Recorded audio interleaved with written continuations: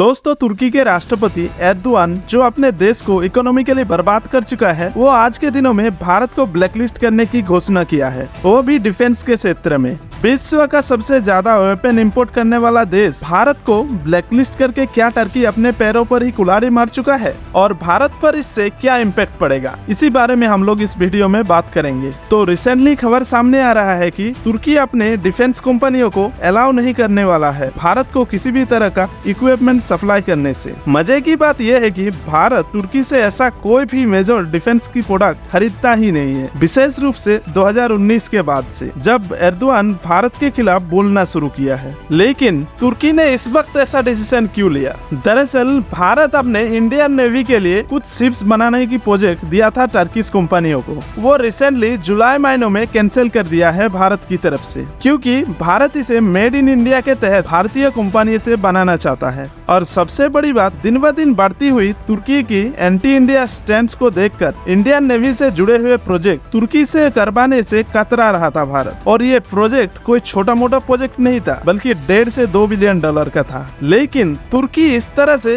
कट्टर भारत विरोधी कैसे बन गया? दोनों देशों में ना ही किसी तरह का बॉर्डर और ना ही दोनों देशों के अंदर किसी भी क्षेत्र में कंपटीशन है। दो पूरी तरह से अलग देश है, एक एशिया में और दूसरा यूरोप में। तो इसकी शुरुआत होती है 2014 में, जब एर्दोआन टर्की के राष्ट्रपति बनते हैं। और जब 2019 में भारत कश्मीर से आर्टिकल 370 हटाया, तब से एर्दोआन जिस तरह से यूएन के हर मौकों पर भारत को घेरना शुरू कर दिया था कश्मीर के इशू पर, इसके बाद से ही रिश्ता बिगड़ना शुरू हुआ है। कई बार तो एर्दोआन कश्मीर को ओपन एयर प्रिजन भी बोल चुका है। उसका कहना है कि कश्मीर के अंदर 8 मिलियन लोग फंसे हुए हैं, जिन्हें छुड़ाना चाहिए भारत से। इन सब स्टेटमेंट और पाकिस्तान की तरफ झुकाव को देखते हुए भारत को भी तुर्की के खिलाफ स्टेप्स लेने से मजबूर कर देता है। और आज के दिनों में तुर्की अपना एक अलायंस बना रहा है, जिसमें भारत विरोधी 2 और देश मौजूद है, पाकिस्तान और अजरबैजान। आप लोग कुछ सालों में यही 3 देशों को कश्मीर के ऊपर रोते धोते देखे होंगे। बाकी कोई भी देश आज के दिनों में कश्मीर इशू पर भारत को डायरेक्टली टारगेट नहीं करता है। तो क्या भारत पाकिस्तान के इन 2 दोस्त को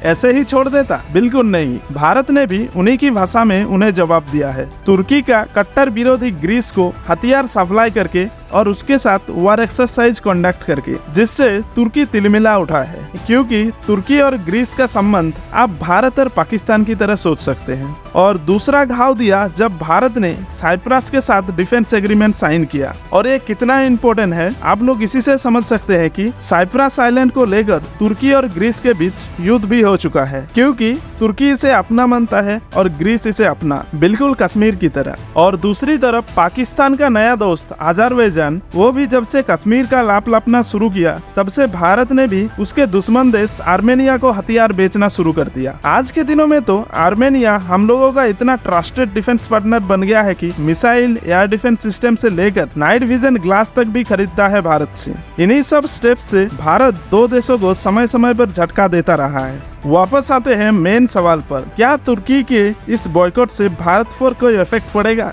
तो देखिए, आज के दिनों में तुर्की ऐसा कोई भी डिफेंस इक्विपमेंट भारत को सप्लाई नहीं करता जिसके रोकने से भारत को बड़ा इम्पैक्ट पड़ेगा। तुर्की का डिफेंस के क्षेत्र में नाम है अपने ड्रोन्स के लिए, जो यूक्रेन वॉर की शुरुआती समय पर रशिया पर कहर बन के टूट पड़ा था, जैसे कि बायरक्तार ड्रोन, जिसे यूक्रेन काफी ज्यादा हाईलाइट कर चुका है। लेकिन आज के दिनों में भारत मेड इन इंडिया के तहत इससे भी ज्यादा पावरफुल ड्रोन्स पर काम कर रहा है।